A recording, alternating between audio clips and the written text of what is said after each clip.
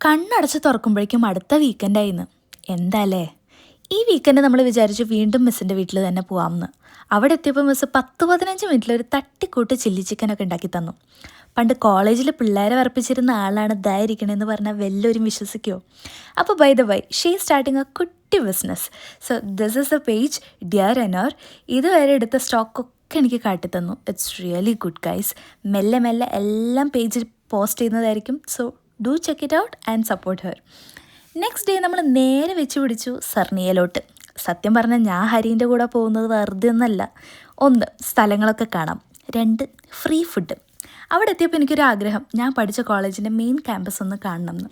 എൻ്റെ പൊന്നടാ, എന്ത് വലിയ ക്യാമ്പസാണ്. അങ്ങനെ അതും കണ്ടു. പിന്നെ ഹരീനെ അവൻ്റെ പണിക്ക് വിട്ട് ഞങ്ങൾ കറങ്ങാൻ പോയി. ഫോളൊക്കെ അല്ലേ, കുറച്ച് നല്ല നല്ല ഫോട്ടോസൊക്കെ എടുക്കാമെന്ന് വിചാരിച്ചു. സർണിയയിൽ എനിക്ക് ഫീൽ ചെയ്തത് ഒട്ടുമിക്ക എല്ലാ സ്ഥലത്തേക്ക് പോകണമെങ്കിലും 5 to 10 മിനിറ്റ് ഡിസ്റ്റൻസേ ഉള്ളൂ. അതുകൊണ്ട് തന്നെ നമ്മൾ മാക്സിമം കാണാൻ പറ്റുന്ന സ്ഥലങ്ങളൊക്കെ ഒരു 1 hourനുള്ളിൽ കവർ ചെയ്തു. ഇതാണ് blue water bridge. This is one of the border of Canada and USA. ഈ പാലം കടന്ന് നമുക്ക് US-ലെത്താൻ പറ്റും എന്നാണ് പറയപ്പെടുന്നത്. ആ അമ്മച്ചി അവിടെ എന്താ കാണിക്കണമെന്ന് എനിക്ക് ഇതുവരെ മനസ്സിലായില്ല. അങ്ങനെ അതൊക്കെ കണ്ട് ഞങ്ങൾ നേരെ വിട്ടു വീട്ടിലോട്ട്. അപ്പോൾ അത്രേ ഉള്ളൂ ഗൈസ്, ബൈ.